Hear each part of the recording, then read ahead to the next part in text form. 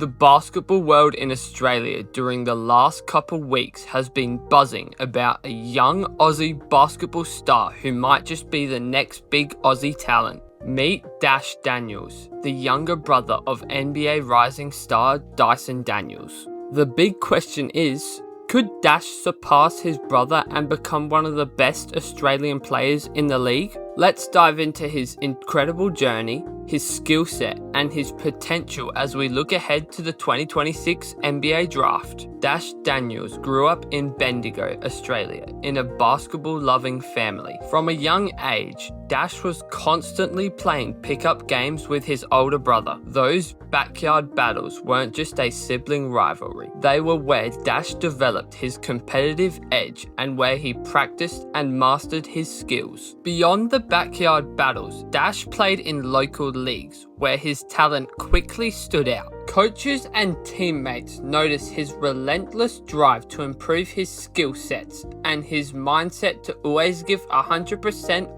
effort all game long. You could see the fire in Dash, even as a young kid, in the fact that he hated losing pickup games to his older brother and would practice for hours to get better to hopefully beat him. That work ethic has massively helped shape him into the player he is today. His focus on fundamentals and his natural athleticism are helping him to become a standout in every age group or league he plays in. The next big challenge for him and question for us is, can he take those skills and improve on them enough to land him a spot on an NBA roster? Dash's game is electric. Standing at 6'7", he's a versatile guard and/or forward who can score at all three levels. His smooth jump shot and ability to attack the rim make him a scoring threat every time he's on the floor and every possession on the basketball court. His ability to read the defense and create his own shot is advanced, especially for his age. On defense, Dash mirrors Dyson's work ethic and defensive abilities with a knack for steals, shot blocking, and lockdown perimeter coverage. Scouts have been particularly impressed with his ability to guard multiple positions, similar to what scouts saw in his brother when he was around Dash's age. Over the past few years, Dash has been making waves in the NBL's developmental league called the NBL 1. If you didn't know, the NBL 1 is basically like the NBA's G League, but for Australia's top league called the NBL. Dash Daniels previously played for the Bendigo Braves in the NBL 1, where he averaged 20 points, 7 rebounds, and 5 assists per game. His ability to dominate games against older and more experienced players despite his younger age compared to most players in the NBL 1 has helped him secure a contract with the NBL team Melbourne United midway through December this year as an NBL Next star. Although Dash doesn't start with the team until January 2025, that doesn't defeat the fact that he is only 17 years old and has signed his first professional contract to try and help himself improve his draft stock and hopefully become one of the top prospects in the 2026 NBA Draft. Dash, man, just want to say, I'm super proud of you, man. About to sign your first ever professional contract. It's crazy to say, coming from where we were 4 or 5 years ago, out in the backyard competing against each other. But words can't explain, how proud I am of you and how proud our family is. And you've come a long way in the last couple of years, and there's still a long way to go to get to your dreams of playing in the NBA. But you're taking steps in the right direction. So I'm super happy for you. You've worked hard. You've worked hard for this moment. You deserve it. So go out there and do your thing, man. So love you, little bro. Do anything. Yay! The big question is, could Dash Daniels end up being better than his brother Dyson? While Dyson is known for his high IQ, smart defensive abilities, and playmaking, Dash's scoring ability and athleticism could give him the tools to potentially become a better player than his older brother, but we will just have to wait and see as Dash continues to develop in the NBL and beyond. But we could also think about other Australian stars like Ben Simmons or Patty Mills. Dash has the potential to combine scoring prowess with elite defense, something that at the moment both Ben Simmons and Patty Mills don't have in their skill sets. And this is something really only his older brother has in terms of Australian defensive talent at the moment. This makes Dash have the chance to become a unique force in the NBA, where he can not only bring positive impact on the defensive end, but also some versatile and unpredictable scoring. Some experts even compare his style to a young Paul George, given his size and skill combination on the defensive end and his scoring abilities. The 2026 NBA draft is still a couple years away, but Dash Daniels is already making his case as another Australian hooper who can become a top pick in the first round. With his performances in the NBL 1 and his continuous growth, he's on track to potentially be a household name for the 2026 NBA draft class. What do you think? Could Dash end up being better than his brother? And will he become another Aussie great in the NBA? Let us know in the comments below. Don't forget to like and subscribe for more basketball content if you did enjoy this video. Thanks for watching and goodbye. In the NBA world, some players rise and fall from their primes quicker than you can imagine. Some of the league's brightest stars shined briefly before fading away to be slowly forgotten about, leaving many fans wondering what happened to their favorite players. Today we're counting down some of the most forgotten NBA players of the modern era. From all-stars to injury-plagued veterans, we're breaking down their careers and how they went from household names to almost entirely forgotten. Nasty play by Wall.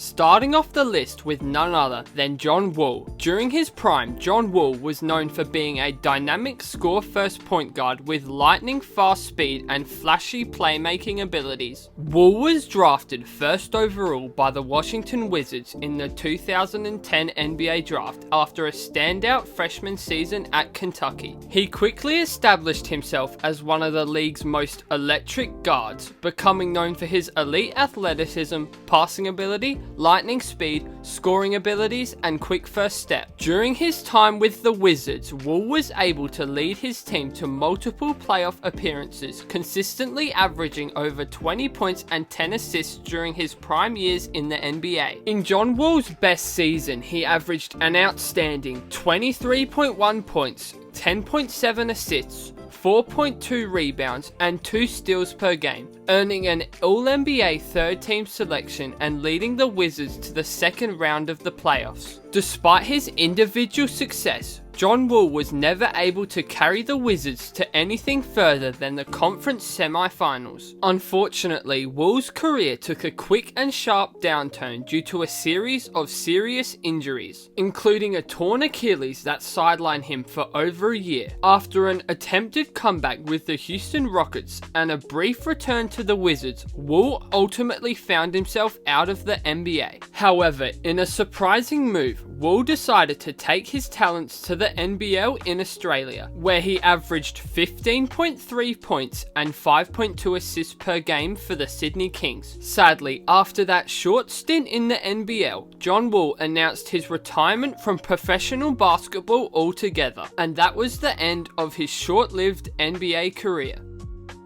Next up, DeMarcus Cousins, who was arguably once considered the most dominant center in the league. Cousins started his career with the Sacramento Kings after being drafted 5th overall in 2010. Boogie was a relentless force in the paint, known for his scoring, rebounding, dunking abilities, and surprisingly good passing abilities for a big man. Cousins had his career peak in the 2016-17 season with the Kings and the Pelicans, where he averaged a solid 27 points, 11 rebounds, and 4.6 assists per game. However, Cousins' fiery temper and confrontations with his coaches, his teammates, and referees often overshadowed and got in the way of his talent. Things took a devastating turn when he tore his Achilles in 2018 while playing for the Pelicans, quickly derailing his potentially long All-Star career. Other injuries, including a torn quadricep and a torn ACL, left him bouncing between teams like the Warriors, Rockets, Clippers, and Nuggets for the remainder of the late 2010s. Despite his undeniable talent, injuries left him unable to secure a long-term deal, leading to him being out of the NBA since the 2022 season. Oladipo! They're attacking and finishing over the top here. Just blows by J.R. Smith, no help, and finishes. Victor Oladipo was once viewed as the future franchise player of the Indiana Pacers after his breakout season in 2017, where he averaged 23.1 points, 5.2 rebounds, 4.3 assists, and 2.4 steals per game. He quickly became a two-time All-Star and was named the NBA's most improved player at the end of the 2017 NBA season. Oladipo was known for his relentless work ethic, two-way play, and ability to take over games in crunch time. But disaster struck in 2019 when he ruptured his quad tendon, a very rare and severe injury. Though he eventually returned to the NBA court, Oladipo never returned to his previous form, struggling with consistency and durability. After being traded to the Rockets and then eventually to the Heat, his production dropped to just 10.7 points per game in the 2022-23 season. Although not ever stating that he is officially retired from the NBA, even if he did make a return to the NBA, there's no doubt that he would find it very difficult to return to his previous All-Star form. Williams picked up by Paul, turns the corner. Williams, watch out! Denied! Darren Williams had it blocked. Clippers go the other way. Blake Griffin burst onto the scene as the first overall pick by the Los Angeles Clippers in 2009. After missing his entire rookie season due to an injury, he made an explosive debut to the NBA scene in 2010 by averaging 22.5 points, 12.1 rebounds, and 3.8 assists per game, earning himself the Rookie of the Year award. Over the next couple of seasons during the early to mid-2010s, Griffin's high-flying dunks and dynamic athleticism made him a fan favorite and perennial all-star for multiple years in a row. However, as injuries continued to stockpile and his athletic abilities began to decline, Griffin had to reinvent his game just to ensure he can stay on an NBA court. He developed a reliable outside shot, but was never the same explosive force that he was in the early to mid-2010s with the Clippers. After a couple productive but inconsistent seasons with the Pistons, Nets, and Celtics, he found himself out of the league by the end of 2024. Coaches from Musselman to Theus. After Adelman was let go, Monte Ellis really has it on lockdown right now, 3 of 3. Monte Ellis was once one of the most exciting scorers in the NBA.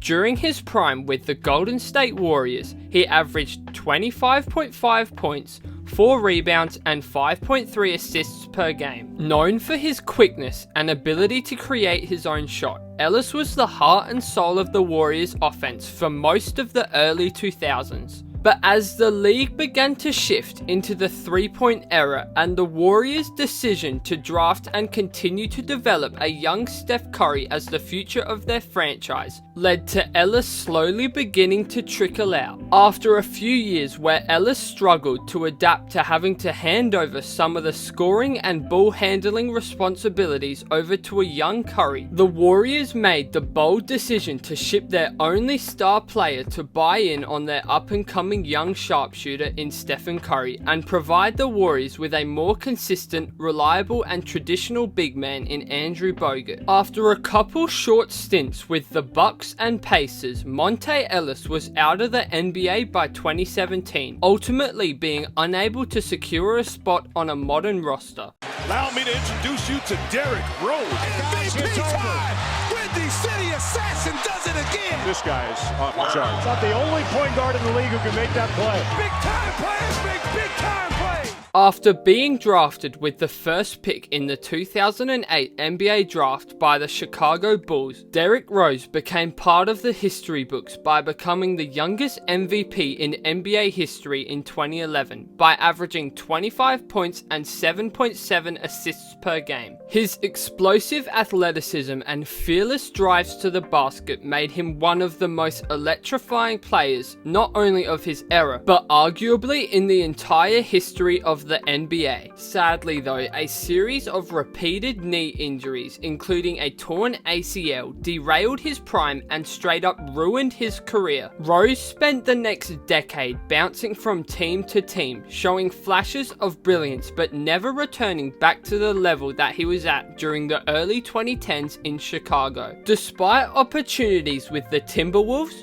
Pistons, and Knicks, Rose never returned to his previous MVP form, announcing his retirement from basketball on the 26th of September 2024. Great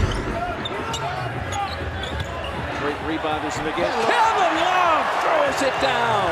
That's the power of Love. Love with the slam, his 30th dunk of the season. Drafted in 2008 by the Minnesota Timberwolves, Kevin Love was a 5-time NBA All-Star and a double-double machine with the Timberwolves, and a reliable second option for LeBron's historical 2016 Cavs, with his highest averages being from the 2013-14 season when he averaged 26.1 points and 12.5 rebounds per game. After joining the Cavaliers and winning a title alongside LeBron James, his role gradually diminished as the teams he was on focused more on their younger stars rather than Kevin and his increasing age. Injuries also took a toll on his career, and Love's production significantly decreased year after year before he retired from basketball at the end of 2024. So there you have it. Those are some of the most forgotten NBA stars of the modern era. Whether it was due to injuries or unfortunate circumstances, each of these players once ruled the court before fading from the spotlight. Let us know in the comments if I missed anyone, and don't forget to like and subscribe for more NBA content. Thanks for watching and goodbye.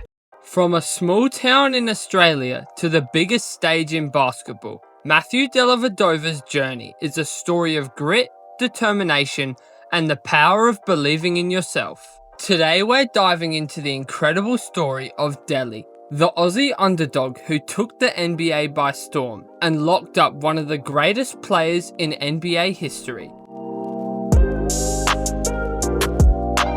Matthew Dellavedova was born on September 8, 1990 in Maryborough, a small town with just over 8,000 residents. Delly was drawn to sports at a very young age. His parents, Mark and Leanne, supported his athletic pursuits, even though basketball wasn't a very popular sport in Australia at the time. As well as basketball, Delly played all kinds of sports, such as soccer, tennis, and even some Aussie rules footy. But as he grew older, basketball became his true passion. Delly's work ethic was unmatched. Even as a kid, he'd spend hours practicing his shot on a backyard hoop while playing against older kids to improve his skills. On top of this, Delly played over 150 games for the Maryborough Blazers in his younger years. By the time Delly was a teenager, it was clear he was something special. At 17 years old, Delly moved to Melbourne to join the Australian Institute of Sport, where he trained alongside future NBA players and Olympic teammates like Patty Mills and Joe Ingles. Delly's performance at the Institute of Sport caught the attention of scouts all over the US, and because of this,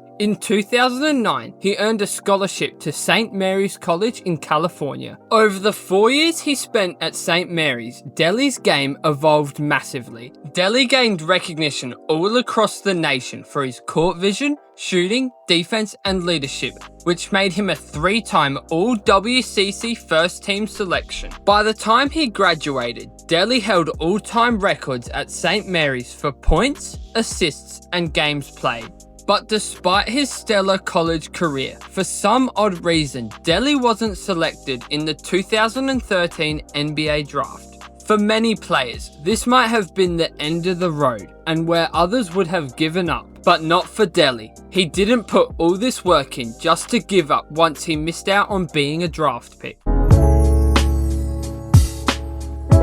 Although Delly went undrafted, he was clearly still good enough to play in an NBA rotation. Thankfully though, on September 12th, 2013, Delly signed with the Cleveland Cavaliers as a free agent. Initially, he wasn't expected to play much at all, but his hustle and defensive intensity quickly earned him minutes as the season progressed. By his second season, Delly became a key role player and bench scorer for the Cavs. His relentless energy, hustle, three-point shooting and perimeter defense quickly made him a fan favorite amongst not only Cavs fans, but his teammates as well. But the real appreciation for Delly's perimeter defense would come a couple years later in a matchup against one of the best point guards of all time. While Matthew Dellavedova didn't play as many minutes in that 2016 NBA Finals run as he had in previous years, his defensive contributions remained critical in Cleveland's historic run. In that 2016 NBA Finals series, the Cavaliers faced off against the record-breaking 73-9 Golden State Warriors, a team led by the electrifying trio of Steph Curry, Draymond Green, and Klay Thompson. But in some sort of miracle, the Cavs had a defensive answer for Steph, and his name was Matthew Dellavedova. Coming off the bench, Delly brought his trademark hustle and defensive energy, hounding Curry and the Warriors' perimeter players every time he stepped on the court. His physical and gritty style disrupted Golden State's rhythm and provided crucial defensive stops in key moments, especially towards the end of the series. During that final series,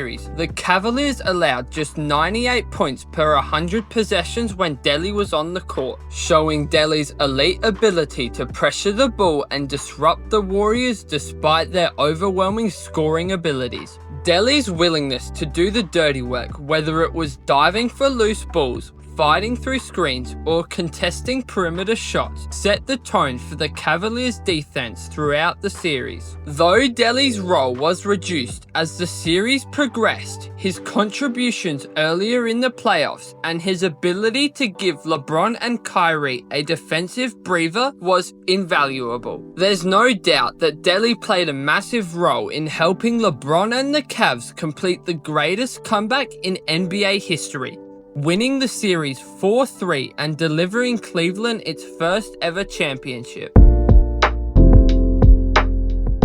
While Dellavedova had plenty of success in the NBA, he remains a cornerstone of the Boomers' Australian national team. The Boomers had come agonizingly close to winning medals in previous Olympic tournaments, but Tokyo 2020 was different. Though not a top scorer in the tournament, Delly's leadership, playmaking, and defensive efforts were crucial in helping the Boomers secure the bronze medal. It was a historic moment for Australian basketball, and Delly was a major part of that run. If you wanted to know more about the historic 2020 Tokyo run, I will leave a video in the card above that explains it in much deeper detail. Off the court, Delly is just as inspiring. He's a proud husband and father and remains deeply connected to his Australian roots. Through his basketball camps and community outreach programs, Delly continues to inspire the next generation of Aussie athletes.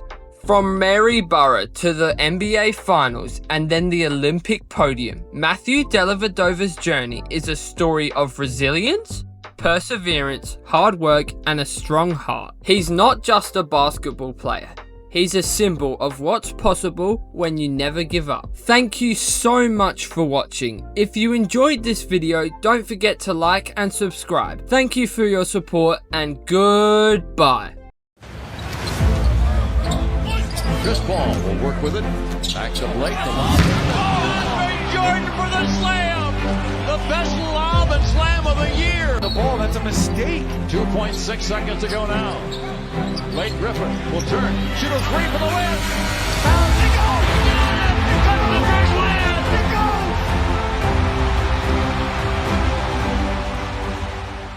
The Los Angeles Clippers have a long, almost impressive history of being the NBA's biggest laughingstock. But it's not just losing on the court that has made them the laughingstock of the NBA. It's about a much darker pattern. It's a long history of betraying their biggest stars. From Blake Griffin in 2017 to now with the recent disrespect shown to the other Lob City member in Chris Paul. In what was supposed to be his farewell season, the Clippers have proven once again why they are one of the worst run franchises in not only basketball but arguably in all of pro sports. This is how the Clippers ruined the farewell season of one of their all-time legends. Imagine you're a first ballot Hall of Famer, an all-time legend, and you've just announced this is your final season, a year 21 farewell tour. Then, in the middle of a road trip 22 games into the season, at around 3 in the morning, you find out that you're being sent home. Not traded, not injured, just sent home. This isn't some hypothetical scenario. This is exactly what the Los Angeles Clippers have done to Chris Paul. On December 3rd, 2025, around 3 AM, Chris Paul dropped a simple yet shocking message on his Instagram story with text saying, "Just found out I'm being sent home." And that was it. Nothing else. No context, no explanation, just the text. The Clippers, while sitting at a pathetic 6-16 record, decided the fix to their problems was to send home one of the greatest point guards in NBA history. The move was sudden and deeply disrespectful to easily the franchise's greatest point guard in their entire history. But for anyone who's followed this team, it wasn't entirely surprising. It was just the latest chapter in the Clippers' long, ugly history of mismanagement and poor decision making. This wasn't a roster move, it was a personal attack against a legend during his farewell tour. So how did it all go so wrong so quickly? Well, to start, let's hear the Clippers' official statement from President of Basketball Operations Lawrence Frank. He said no one was blaming Chris for their underperformance and that they were grateful for his impact. But behind the scenes, a much uglier story was taking shape. Multiple reports of a complete communication breakdown between Paul and head coach Ty Lue surfaced almost immediately. Sources said the two hadn't been on regular speaking terms for weeks. Paul, famously a vocal leader, had reportedly been trying to hold everyone, including his teammates, coaches, even the front office, accountable for the team's disastrous start. Clearly, the Clippers must have found this disruptive or disrespectful. Weeks before he was dismissed, Chris Paul allegedly asked to meet with coach Ty Lue to talk about accusations that he was a quote-unquote negative presence, but Lue flat out refused to meet with him. Think about that, a head coach refusing to even speak with a 12-time All-Star who led the franchise during their most successful era. Instead of leadership, there was silence. Lawrence Frank had to fly himself out to Atlanta to deliver the news in person, but the damage was already done. This wasn't a basketball decision, it was a personal decision, driven by an unwillingness to handle a strong personality who demanded more. They didn't want to deal with a strong leader. They wanted a follower who would just sit down, shut up, and listen to whatever Ty Lue and the management asked him to do. And when Chris Paul refused to quietly accept their 6-16 record, they showed him the exit door. But if this all sounds a little too familiar, it's because the Clippers have a long history with this sort of thing. To really understand how they could do this to Chris Paul, you have to rewind back to 2017 and look what they had done to Blake Griffin. After Chris Paul was first traded to Houston, the Clippers decided to build around Blake Griffin. In July 2017, they rolled out the red carpet, signing him to a huge 5-year, $171 million contract and holding a massive ceremony ceremony where they pitched him as a Clipper for life. It was a promise of loyalty to the player who put them on the map. But to make things even more crazy, that promise only lasted a good 6 months before the Clippers front office had other plans for Blake Griffin. In January 2018, the Clippers shockingly traded a stunned and heartbroken Blake Griffin to the Detroit Pistons. The Clipper for life was shipped out for a package of players and picks. It was a cold, calculated business move that completely ignored the public commitment they had just made to Blake Griffin. The message was crystal clear. Loyalty is a one-way street inside the Clippers organization. They'll celebrate you, they'll pay you, and they'll tell the world you're the future cornerstone. But the moment a better deal comes along, you'll become easily disposable. The praise from owner Steve Ballmer and statements about it being a quote-unquote difficult decision didn't make the situation any better. Clippers fans felt like it was a betrayal, and it set the stage for what was to come. What happened to Chris Paul this week wasn't anything new from the Clippers. It's something that the Clippers have done many times to a number of different players. This pattern of behavior from the Clippers organization is almost unbelievable, but it's been the Clippers' identity for decades. If you're finding this history as unbelievable as I am, make sure to hit that subscribe button for more NBA stories. The Clippers' history of broken promises doesn't stop with Blake Griffin. It's become a revolving door for veteran stars who show up with high hopes and leave under a cloud of confusion. Just look at the recent examples of John Wall and Russell Westbrook. In 2022, John Wall signed a 2-year deal, hoping to revive his career after injuries saw him depart from Washington. Wall had hopes to become the missing piece for a title contender. He played only 34 games. Before he knew it, the team was trying to trade him at the deadline. Eventually, after everything, he was bought out. He came looking for a home and was shown the exit before he could even finish unpacking and setting up shop. Then came Russell Westbrook. He joined on the buyout market and was seen as a spark plug. But things soon didn't go to plan. After being moved to the bench, reports of friction started to come up. And even though Westbrook publicly denied rumors of the fact that he wanted out, the Clippers traded him to Utah in the 2024 offseason, where he was immediately bought out. Another big name, another hometown kid brought in to help, but then was cast aside the second the fit wasn't immediately working out perfectly. Chris Paul, John Wall,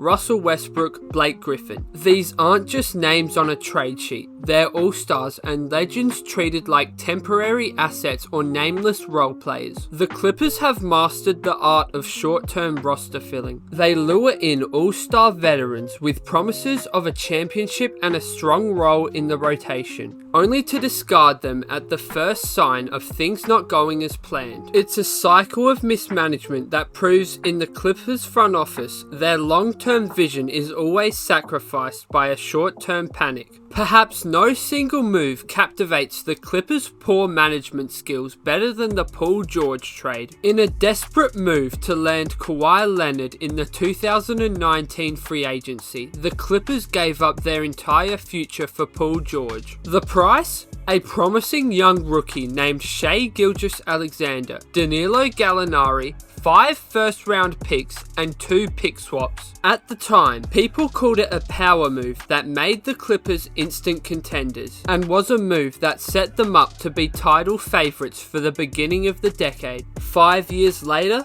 and it looks like one of the most lopsided trades in NBA history. Out of that trade, the Clippers got 1 trip to the Western Conference Finals and a string of disappointing, injury-riddled and load-managed seasons. And what did OKC get? They got a future MVP in Shai Gilgeous-Alexander. They used one of those picks to draft another star in Jalen Williams. They built a powerhouse, a potential dynasty for the next decade, with the assets hand-delivered by a Clippers front office blinded by a quick fix. While the Thunder built a championship squad, the Clippers gave away their entire future for a window that barely had an opening. They didn't just lose a trade, they donated the foundation for another team's dynasty. And here's the funny thing, the best landing spot for Chris Paul right now is clearly the Oklahoma City City Thunder. They could sign him to a small, veteran deal, giving him one last real shot at the championship ring that has eluded him his entire career. He would bring veteran leadership to a young, contending team. And the ultimate irony? As the Clippers continue to collapse, their own draft pick, which is owned by OKC, will likely become a high-value lottery pick, further fueling the Thunder's dynasty. The Clippers didn't just build another team's championship roster, they might end up paying for Chris Paul's championship parade. So now we're back to Chris Paul sitting at home in December after being cast aside by the same franchise he once made relevant. His disrespectful exit isn't an isolated event.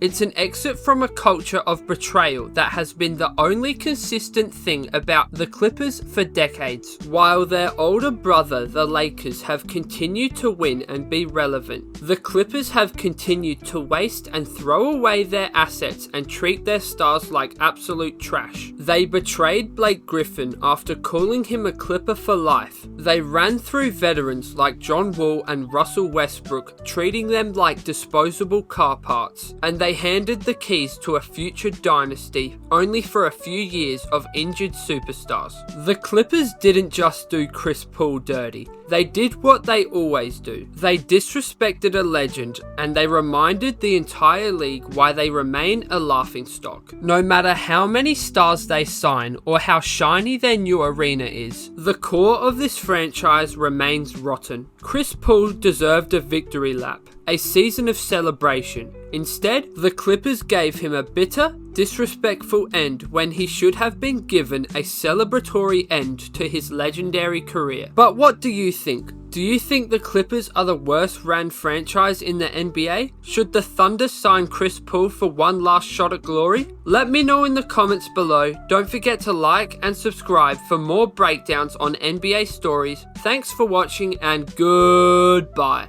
Chris Goulding is no doubt an Australian basketball legend, whether it be thanks to his achievements in the NBL or on the Olympic courts. Goulding has had an outstanding career and has become one of the most lethal scorers the NBL has ever seen. Over nearly 2 decades, he's evolved from a promising teen in Brisbane to the undisputed face of the NBL. This is the story of Chris Goulding, a basketball legacy built on loyalty, clutch shots, and pure greatness. Chris Goulding was born on October 24th, 1988 in the quiet city of Launceston, Tasmania. But it wasn't long before his family made the decision to move north to Queensland, where the sunny streets of Brisbane became the backdrop for a young boy to fulfill his big dreams. Basketball wasn't always the most popular sport in Australia, but for Chris, it was everything. Goulding started playing basketball with the Southern District Spartans, and it was clear early that he had a natural scoring touch. Coaches marveled at how effortlessly he could get buckets. Whether it was slashing to the hoop or pulling up for deep long-range threes, he could do it all. After growing up a little, Chris attended Brisbane State High School, which is known for producing top-tier athletes and Olympians. While at Brisbane State, Chris Goulding became a standout in the school's basketball program and began representing Queensland in state competitions not long after joining the school. Despite his overwhelming talent, Goulding didn't take the traditional NCAA route. Instead, he earned himself a scholarship to the Australian Institute of Sport, one of the most credited basketball training centres in Australia, a place that has also produced many big Aussie basketball names such as Paddy Mills and Matthew Dellavedova. While at the AIS, Chris played in the South East Australian Basketball League, where he regularly put up 15 plus points per game over the 3 seasons he spent in the SEABL. This time spent in the SEABL also gave Chris some time to refine his mechanics and improve his basketball IQ. During this time when Chris Goulding was working at the Australian Institute of Sport,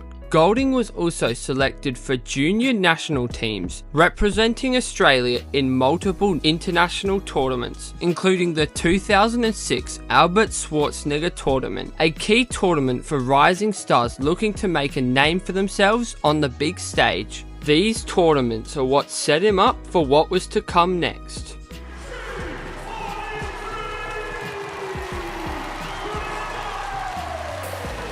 Chris Goulding made his NBL debut in 2006 as just an 18-year-old with the Brisbane Bullets, joining as a development player under head coach Joey Wright. Goulding didn't receive many major minutes early on, but this was due to the fact that at the time, that Bullets team was stacked with high-level NBL talent, featuring stars like Sam McKinnon and CJ Bruton. But having all this talent on his team wasn't necessarily a bad thing. Those stars taught him how to be a professional, win games at one of the highest levels, and make professional decisions. Even as a rookie, teammates, coaches, and people around him knew this kid had something special going for him. His teammates and coaches took a notice to the fact that his shooting form and abilities were already elite despite his young age. In 2007, the Bullets won the NBL championship, and though Goulding played a minor role, he got a taste of what winning at the top Australian level looked like. Unfortunately, financial struggles after that season led to the Bullets folding in 2008, a crucial blow to Brisbane basketball and Chris Goulding's future in the state of Queensland. That off-season, Chris had a short stint with the Perth Wildcats, but it didn't really lead to anything big coming to fruition, meaning his career truly began to flourish with his next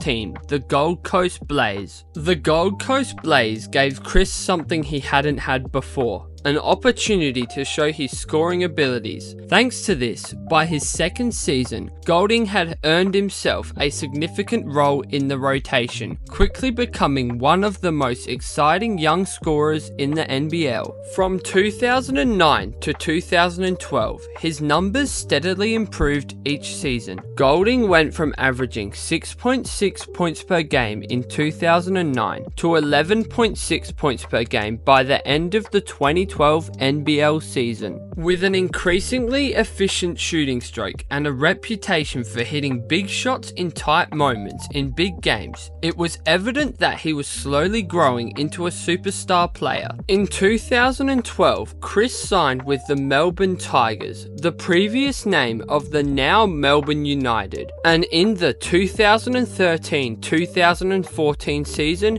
he completely exploded. Goulding led the entire NBL in scoring, averaging 23 points per game, with shooting splits of 44% from the field and 36% from deep. It wasn't just that he was scoring, it was how he was doing it. The crown jewel of that year and the moment that everyone knew that he was here to stay as a superstar was his jaw-dropping 50-point game against the Sydney Kings. In this game, Goulding shot 10 of 19 from 3 and 19 of 29 overall from the field. On that day, Chris absolutely torched the Kings defense. It was also the first 50-piece in the NBL in years, and it turned him into a household name all over the NBL scene. Goulding from the car park. Oh, Reynolds at home. In 2015, Goulding made the decision to re-sign with the rebranded Melbourne United, marking the beginning of a new era in Australian basketball, with Chris Goulding at the centre of it. After re-signing with Melbourne United, he quickly became the face of the franchise. His leadership, shot making and confidence became a part of the Melbourne United brand. Between 2015 and 2021, he averaged between 14 and 19 points per game every season, while often dealing with double teams and defensive schemes designed specifically to slow him down. But clearly, that still wasn't enough to stop him. In 2018, Goulding led United to their first ever NBL championship since their rebrand. Goulding was big in that finals campaign, especially towards the end, dropping 23 points in Game 5 of the Grand Final series against the Adelaide 36ers. After the game, Goulding was named the NBL Finals MVP, and after that, fans across Australia knew this was now his league and everyone else was just playing in it with him. But he wasn't done there. In 2021, he guided United to another title, this time in a leadership role within the club, meaning he was able to mentor young players and future NBA talent like Jock Landale while still contributing at a high level on a game-to-game basis. During this stretch from 2015 to 2021, Goulding passed 5,000 career points, became Melbourne's all-time leading scorer, hit over 800 career threes, was selected for the All-NBL first or second team multiple times, became one of the most recognizable and marketable athletes not only in the league but in Australian basketball as a whole. Off the court, Goulding made features in commercials, NBL campaigns and media content, helping bring the league back to mainstream relevance after the league was struggling to win fans' wallets over and create interest for the league's teams and games. Now in his 18th season in the NBL, Chris Goulding is still putting up numbers and still hitting ridiculous shots. He's one of just 6 players in NBL history to score over 6,000 points and hit 900 plus threes. His averages have remained remarkably steady over the years despite his increasing age. Even in his mid-30s, he's still hovering around 13 to 16 points per game and shooting 40+% from deep. Too much on it. Holding. Catch, shoot, spray, finish, and the foul. CG for 3. On the international stage, Goulding has been a staple in the Boomers' rotation during many Olympic and FIBA runs. He played a crucial role in the 2019 FIBA World Cup, helping Australia finish 4th and then again in Tokyo 2020, where the Boomers finally broke through with a bronze medal, defeating Slovenia in the bronze medal game. During that bronze medal Olympic run, Goulding came off the bench and provided instant offense, including a 21-point explosion against Nigeria earlier in the tournament. To do that on the Olympic stage, that has to be a legacy moment for him and for Australian basketball as a whole. He's also been vital in bringing the old and new generations of Aussie hoopers into a timeline, playing alongside legends like Patty Mills and Joe Ingles while mentoring rising stars like Dyson Daniels, Luke Travers and Josh Giddey on the Boomers national teams, helping teach the younger generations of Aussie hoopers to make sure that Australia stays as one of the top basketball countries in the world.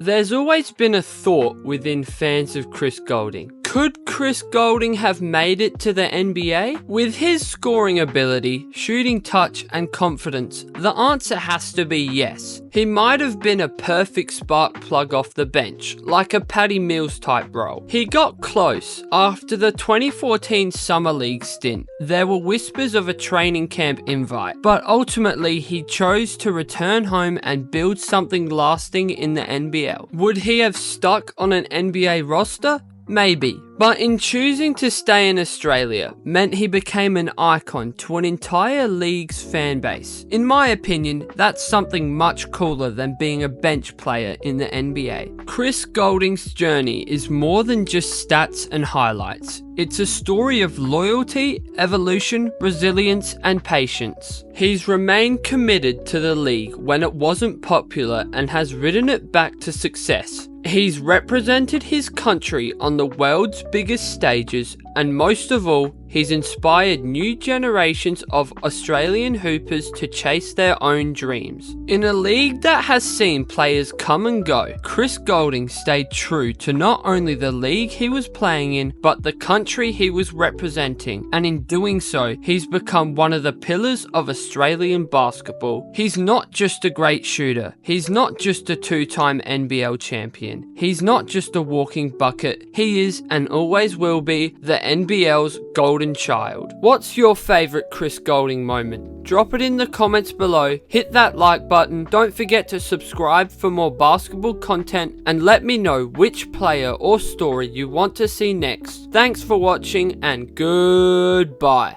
For decades, Australia's Olympic basketball dreams felt out of reach.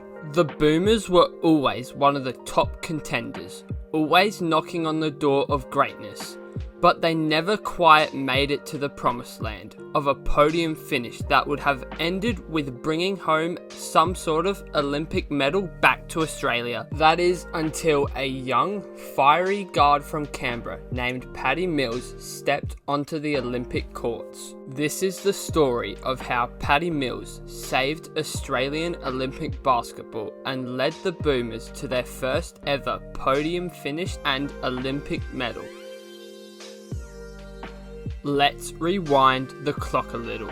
Before the years Patty Mills wore the green and gold, the Australian Boomers Olympic squad had been a staple of Olympic basketball since 1956, making regular appearances and establishing themselves as one of the top teams outside the traditional basketball powerhouses such as the United States and European national teams. Despite their consistent presence, the ultimate prize was never obtained. Time and time again, they found themselves in heartbreaking positions, with 4th place finishes in the 1988, 1996 and 2000 Olympic Games. The Boomers in these early Olympic runs still featured incredible talent, with players like Andrew Gaze, widely known as one of the greatest scorers in international basketball history, and debatedly the most influential Australian hooper in history, as well as players like Luke Longley,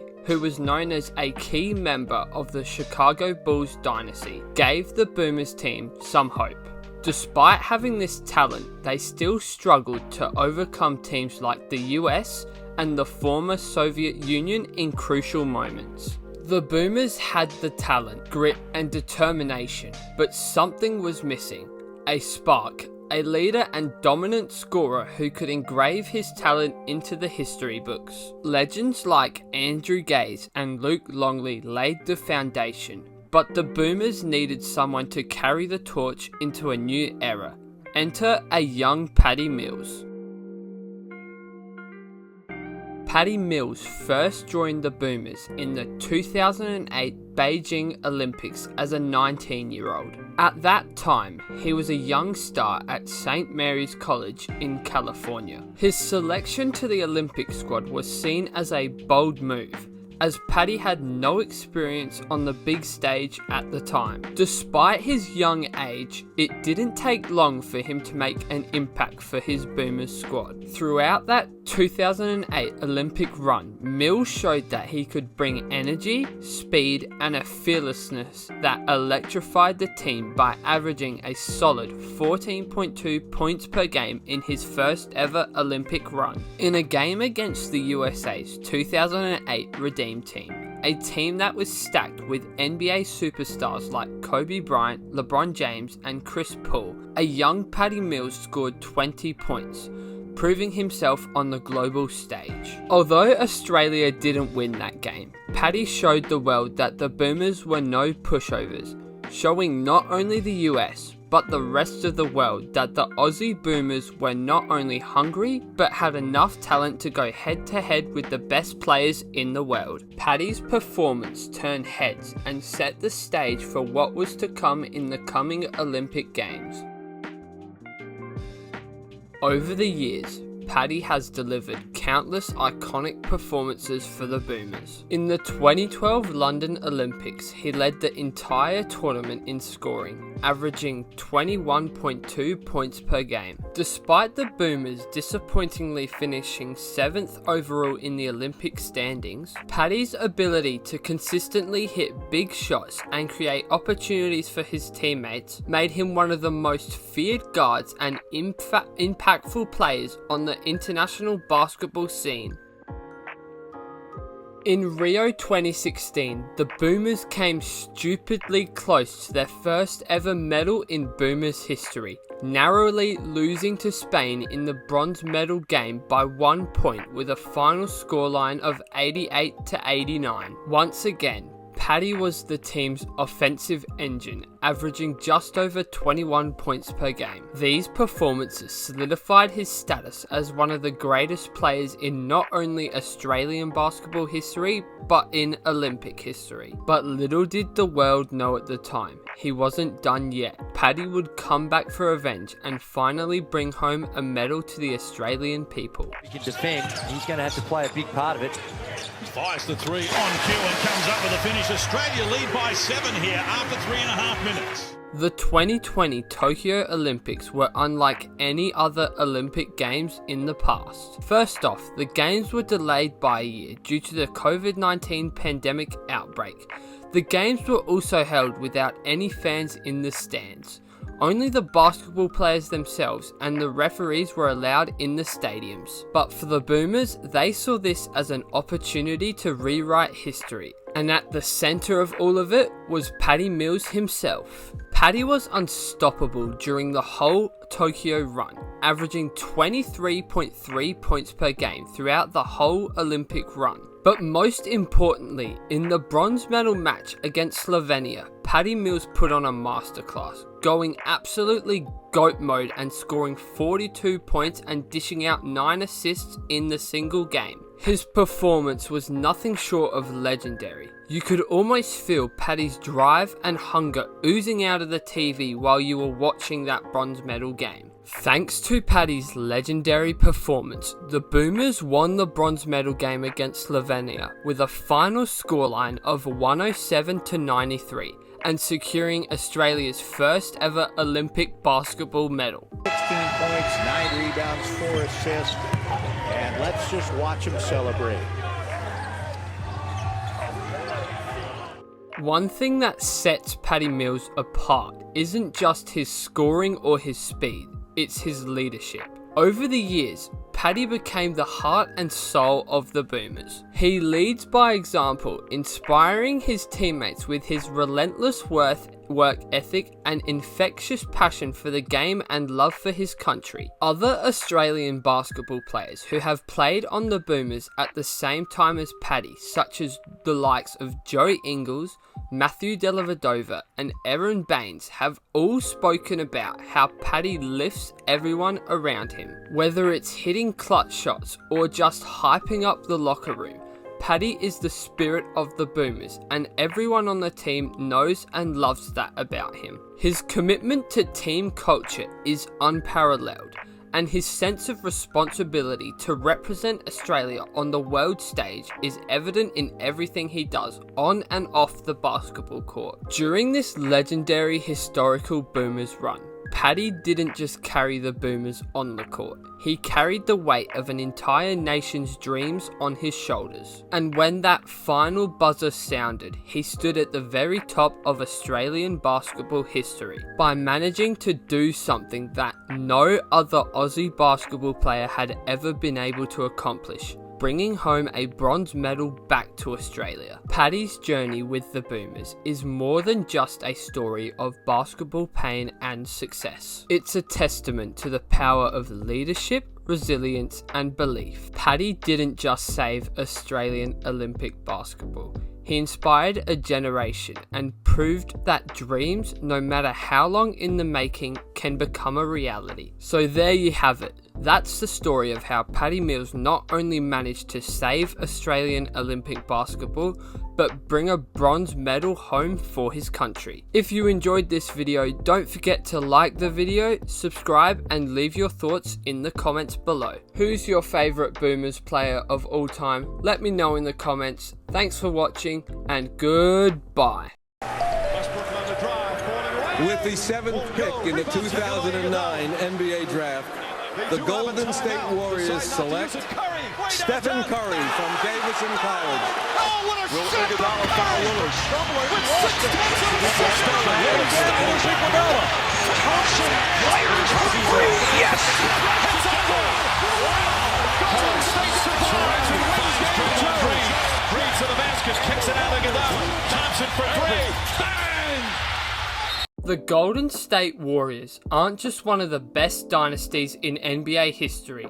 They arguably also might be one of, if not the greatest drafting teams in recent history. From selecting a generational superstar in Steph Curry to finding hidden gems late in the draft, the Warriors have mastered the NBA draft like no other franchise ever has. Let's break down how the Warriors managed to build one of the greatest teams ever, straight from the draft board. In the 2009 NBA draft, the Warriors made one of the most important picks in Warriors history by selecting young sharpshooter Stephen Curry with the 7th overall pick. Now, the thing is, this decision by the Warriors wasn't a no-brainer at the time. Experts had concerns about his lack of size, his defensive abilities, and even whether his game style would translate from college to the NBA. But despite all these concerns, the Warriors saw something special in Curry's game. Fast forward to today, and Steph Curry is a 4-time NBA champion, a 2-time MVP, the 2022 Finals MVP, and the greatest shooter in NBA history. That pick alone could cement the Warriors' status as an all-time drafting team, but they didn't stop there.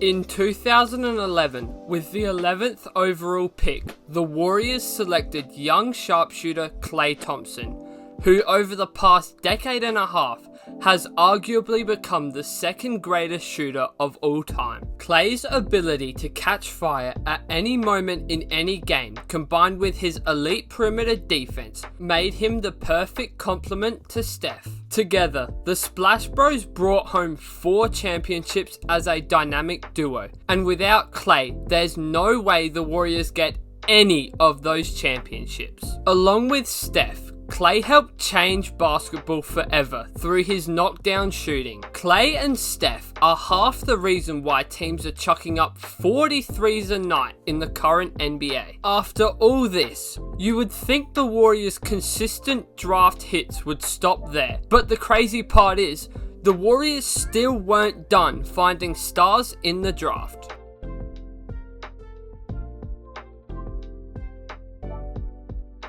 In 2012, Draymond Green wasn't even projected to be a top 10 pick. In fact, when the 2012 draft came around, he wasn't even picked in the first round. Unsurprisingly, the Warriors stole Draymond with the 35th pick. At the time, no one expected Draymond to even be a consistent rotational player, let alone become a defensive player of the year, a 4-time NBA champion, and the heart and soul of a dynasty's defense. Draymond's versatility, leadership, and defensive IQ was the reason the Warriors' defensive system worked so well during their dynasty. Getting an all-time great defensive leader as a second-round pick like that is just another reason why the Warriors are clearly elite at drafting.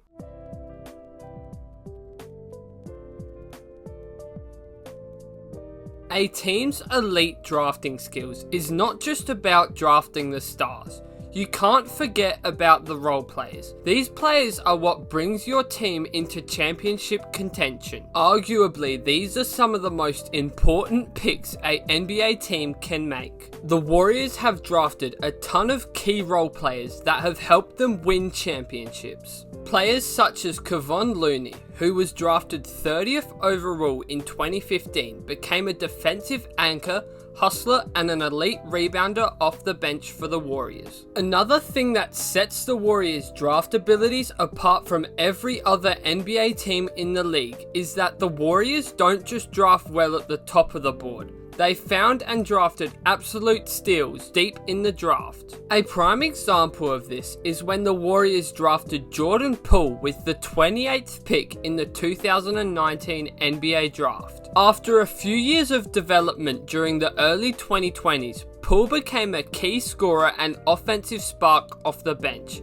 and was a key piece to that 2022 championship run against the Celtics. Unfortunately for the Warriors, Poole had to be traded during the 2023 offseason due to some on-court and off-court issues with other Warriors teammates. On another note, players like Moses Moody and Brandon Podziemski, both taken with the 14th overall pick in their respective drafts, have shown some serious upside. Podziemski had a great rookie season, with averages of 9.2 points, 3.7 assists, and just under a steal per game, on 45% shooting, while also leading the league in total charges drawn, with 27 charges in his rookie year. Although Podziemski is having a bit of a slow season, he has dealt with minimal playing time and injuries throughout the season.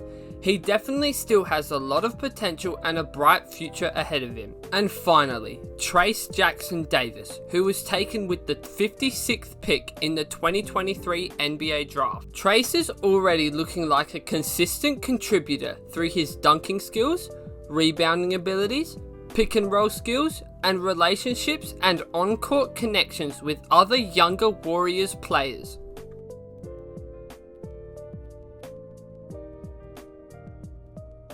The Warriors' elite scouting doesn't stop at the draft. They've managed to find hidden gems in undrafted players and international prospects.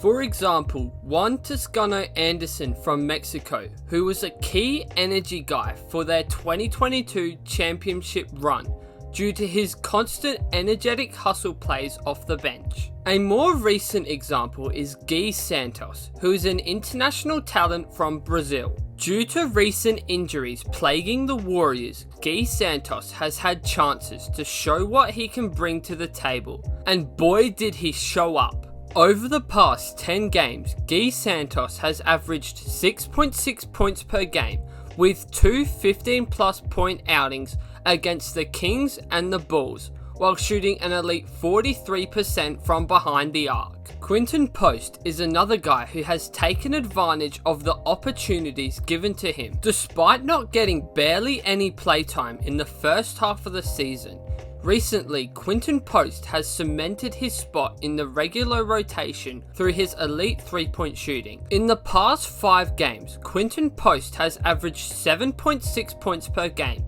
while shooting a highly consistent 38% from behind the 3-point line. These players are already showing their worth in their first season in the NBA, meaning they still have time to develop into even better players as time goes on.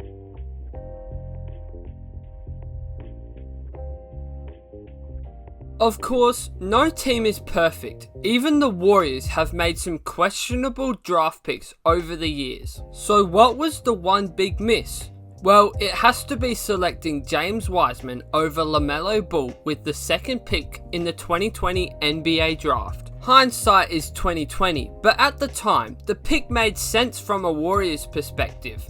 The Warriors needed a big man, with players like Andrew Bogut and DeMarcus Cousins either retiring or leaving in free agency for other teams. Picking a big man was definitely the best idea at the time, and James Wiseman felt like the right option to set up the Warriors with a tall center for years to come. Also, with Steph Curry still in his prime and with no signs of him ever leaving the Warriors, they didn't necessarily need another guard.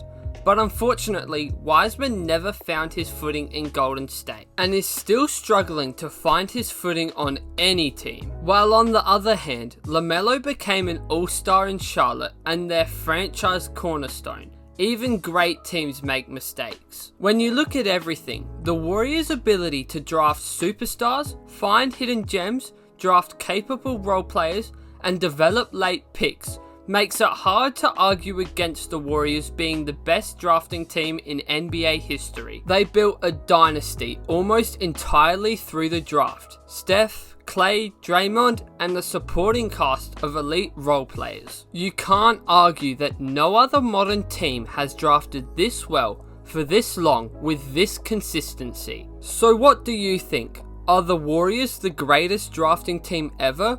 Or is there another team that has drafted better than the Warriors? Let me know in the comments below, and don't forget to like and subscribe if you did enjoy the video. Thanks for watching and goodbye. On draft night, we watched the top picks hold up their new jerseys while smiling for the camera. But later in the draft, there are dozens of players who just fade away. The 56th pick in the draft is always practically a ghost pick. It's a name called so late in the night that most people have already tuned out by the time it gets called out. It's usually nothing more than a ticket to a team's tryout, maybe a training camp invite, or if you're lucky, a spot in their G League team. Historically, players taken this late have been long-term projects, gambles that almost never pay off. The 56th pick isn't supposed to be a big deal, but every so often a player comes along and just rips that script in half. A player so overlooked that he forces the entire league to turn its head and ask, how did we all miss that? This is the story of how Will Richard went from a complete nobody to a starter for the Golden State Warriors in less than 20 games, and how he's already doing things that we usually only see from top draft picks. 4 minutes of game action. As the 2025 NBA draft was winding down, the big names had already gone, and the big analytical sports shows were already busy handing out their draft grades. But with the 56th overall pick, acquired from Memphis in exchange for the 59th pick in that same draft, the Golden State Warriors selected Will Richard, a shooting guard from the University of Florida. The announcement was met with a collective shrug. Casual fans had no idea who he even was. Even die-hard college basketball followers barely knew his name. He wasn't some massively hyped up prospect. He was a solid, fundamental player who started his basketball career at Vermont before transferring to Florida. There he played a key role in the Florida Gators' surprising 2025 NCAA National Championship run, even leading the team in scoring in the title game victory over Houston. But on paper, he was just another name at the bottom of the draft board. At the time, the consensus was that Richard was at best a solid candidate for the Warriors G League team in Santa Cruz. Skeptics pointed to his seemingly average athleticism and his skinny build, questioning if his game could really translate to the NBA. In a league full of physical freaks, Will Richard looked like a player whose ceiling felt more like a solid career overseas. The Warriors, however, saw something totally different.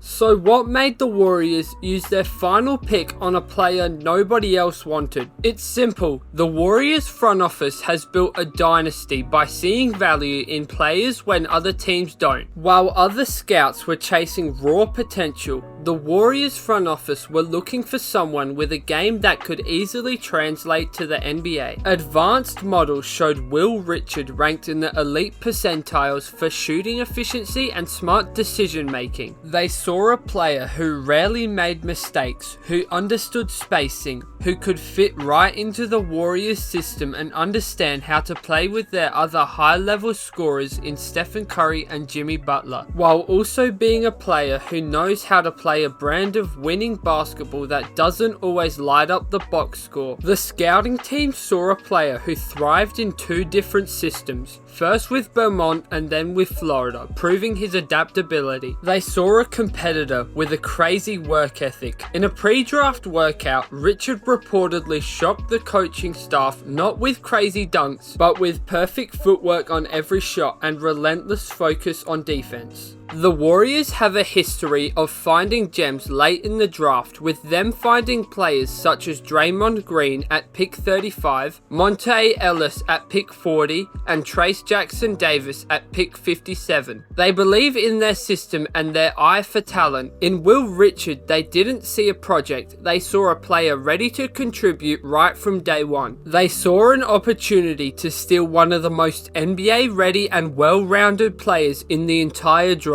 And well, we have seen how that opportunity turned out. The road from being a late second round pick to an NBA rotation player and then eventually a starter is a brutal one. It's a non-stop audition through summer league, training camp and preseason. Most players picked in the late second round become overwhelmed by the sheer speed and complexity of the NBA game. They make mental errors. They struggle to keep up with the pace of an NBA roster, meaning they quickly find themselves on the outside looking in. That was the path everyone expected Will Richard to go down, but clearly he had other plans. From day one in the Warriors facility, it was obvious he was different. He showed up to camp in phenomenal shape, and his adjustment to the NBA pace was almost seamless. While other rookies were a step behind, Will Richard was a step ahead, with him always making the right read, the right pass, or the right defensive rotation time after time, again and again.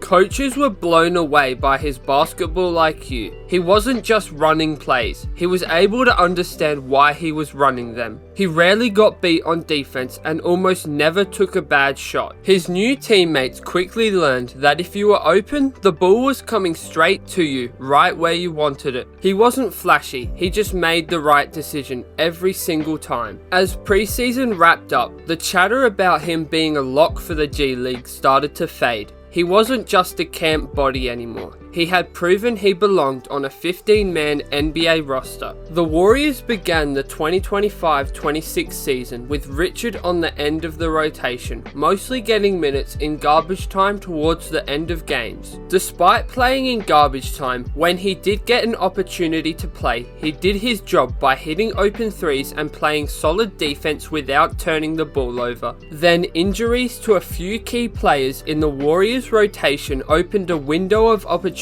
for Will. The team needed a spark, and the coaching staff decided to give this new rookie a real shot. On November 5th, 2025, in his first career start against the Sacramento Kings, Will Richard exploded for 30 points, shooting with efficiency that left everyone completely stunned. He was hitting catch-and-shoot threes, scoring on smart cuts to the basket, and calmly knocking down free throws like it was nothing. There was no wasted game time, no forced shots. It was a masterclass in efficiency from a guy who had barely played 100 total minutes in his entire NBA career. That game wasn't a fluke. It was a sign of things to come. Over the next 2 weeks, Richard became an essential piece for the Warriors, consistently posting shooting splits that would be considered elite for a 10-year veteran, let alone a rookie who was taken with the 56th pick. The league was officially on notice. Fans were buzzing, and every game became a must-watch event to see what the rookie from Florida would do next. If you're enjoying this incredible underdog story, make sure you subscribe to the channel for more deep dives into the NBA's rising stars. After just 15 games, the experiment was over. Will Richard was officially a starter for the Golden State Warriors. It was a rise no one predicted. Players picked with the 56th pick in the draft are supposed to be fighting for two-way contracts and an NBA opportunity if they are really lucky. Not starting for an NBA team less than a month into their rookie season, he forced his way into the lineup with pure performance, making it impossible for the coaches to send him back to the bench. His fit within the Warriors system is flawless, and his elite off-ball movement and quick release make him a nightmare for opposing defenses. He creates space for the team's stars without ever needing the ball, and his high basketball IQ allows him to fit perfectly into any lineup. Even the questions about his athleticism have faded, as he's proven to be a disciplined and intelligent defender capable of holding his own against talented NBA guards. His versatility is his best trait. He can be a floor spacing shooter alongside the primary playmakers, or can act as a secondary ball handler for other lineups. The Warriors didn't just find another shooter. They found a complete two-way player who makes everyone around him better. Will Richard's story is just getting started, but his debut has been historic. He has shattered every possible expectation for a late second round pick. In a league where your draft number so often dictates the amount of opportunity you receive, Will Richard has proven that talent, intelligence, and hard work can rewrite the rules. While it's still early, the big questions are already being asked, such as, is he the next great draft steal in a franchise famous for them? Could he be a future building block for the next era of Warriors basketball? Even if he never becomes an all-star, his floor is already solid and will keep him in the NBA for years to come. Something that would be a good outcome for a top 10 pick, let alone for the 56th pick. The journey from an unknown name at the end of the draft to a starting guard for the Golden State Warriors in 15 games is one of the most improbable rises the league has seen in years. The question isn't if Will Richard belongs anymore. The only question is how high can the ceiling be for one of the best draft steals we've ever seen. But what do you think? Do you think Will Richard will go on to become an all-star, or will he fade away as the season progresses? Let me know in the comments below. Don't forget to like and subscribe for more NBA content. Thanks for watching and goodbye. He has been unstoppable. James Harden is cooking, and so are the Rockets. In 2019, James Harden didn't just dominate the NBA. He created a version of basketball we had never seen before and probably will never see again.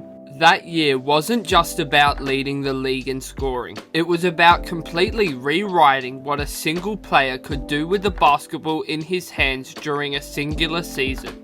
Harden wasn't just the Rockets' star player. He was their entire system. In that 2019 season, Harden averaged 36.1 points per game, which is the highest points per game average since Michael Jordan in the late 80s. Not only was Harden averaging close to 40 points per game, he was doing it with elite efficiency. Harden's true shooting percentage was 61.6, which is absurd considering the level of defensive attention he faced throughout the season. That kind of volume and efficiency isn't supposed to exist, especially not when you're running the entire offense. Harden's usage rate was 40.5%, which was the second highest in NBA history at the time, and yet he still had one of the best offensive ratings in the league. That alone puts him in territory only occupied by all-time greats. But that's not all. Throughout the season, Harden put up some generational stats,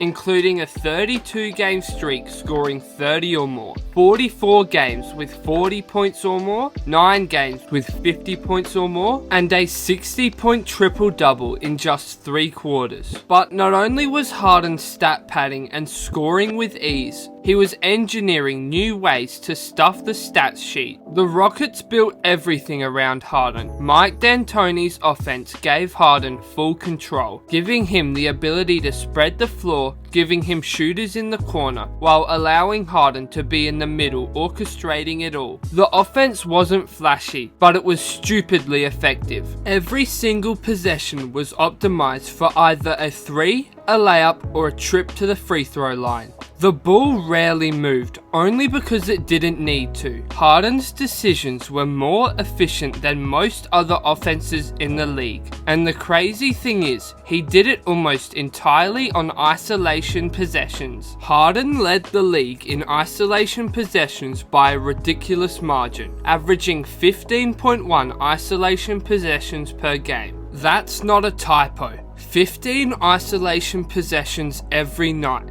But to make things even more crazy, he scored over 1.1 points per possession doing it. For context, most team offenses average under 1 point per possession. Harden by himself was more efficient than half the league's offenses. Defenders knew it was coming, but it didn't matter. But what truly separated Harden from everyone else that year wasn't just the shot making, it was the control. Every time down the floor, Harden decided the pace and the spacing. He dictated the terms of engagement. Defenders couldn't hand check, couldn't crowd him without risking a cheeky foul, and couldn't play too low without giving up threes. Harden averaged 11 free throw attempts per game, but these free throws weren't just from drawing contact, they were from manipulating space. Harden mastered the angles, used his strength to create leverage, and timed every single movement to bait defenders into making the first mistake. Some fans hated it. They said it wasn't fun to watch. Too many free throws, too many dribbles, not enough ball movement. But Harden wasn't playing to entertain. pain. He was playing to break you down piece by piece, possession by possession, over 48 minutes. And looking at the numbers, it was clearly working. The Rockets had the second best offensive rating in the league,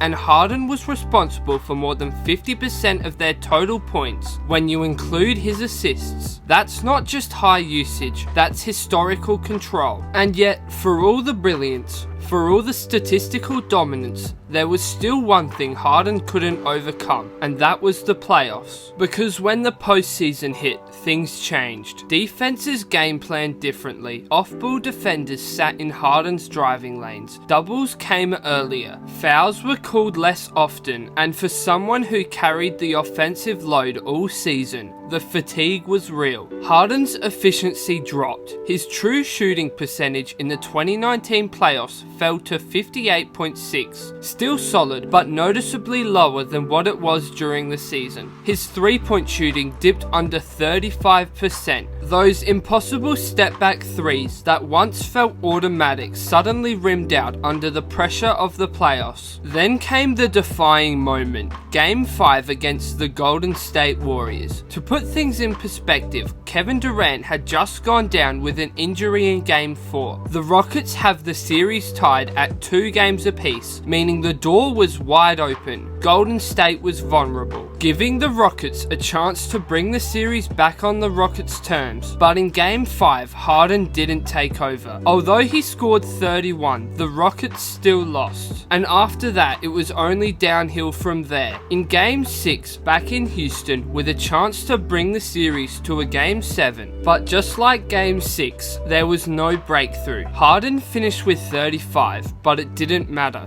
The Rockets were eliminated. The Supernova season ended not with a title, but with another playoff disappointment. This is where the legacy gets complicated, because as transcendent as the 2019 run was, it also exposed the limits of hyper-isolation basketball. When everything runs through one player, there's no plan B. When plan A gets taken away, there's nothing else to go to. Harden had shattered the numbers, but the shot chucking, the fatigue, and the playoff wall became too much. It wasn't sustainable, especially in the playoffs. And then, almost overnight, the game shifted. Rule changes clamped down on foul baiting. Defensive schemes started emphasizing help side traps and lots of switches. The league moved back towards ball movement, offensive collaboration, and pass first plays. Harden, now on his third team since Houston, reinvented himself as a playmaker. Still elite, still brilliant, but now no longer the flamethrower and core of the offense like he once was. What happened in 2019 wasn't just the result of Harden's skill. It was the result of a coach making Harden the leader of an entire offensive system. A coach willing to give him complete freedom. A front office that maximized spacing at all costs. A league still adjusting to the new era of efficiency. And a player at the absolute peak of his powers, mentally, physically, and tactically, took advantage of all the powers he was given. That's why 2019 James Harden will forever be one of the most unique offensive weapons this sport has ever seen. It wasn't pretty to everyone, and not everyone liked it. Although it didn't end up with a championship, it was downright revolutionary, and still to this day, we have never seen a season as dominant as his 2019 run. You can debate the style, you can hate on the way he played or the shots he took, but the numbers don't lie. For that one season, James Harden broke the game. So what do you think? Was James Harden's 2019 season one of the best seasons in NBA history? Let me know in the comments below.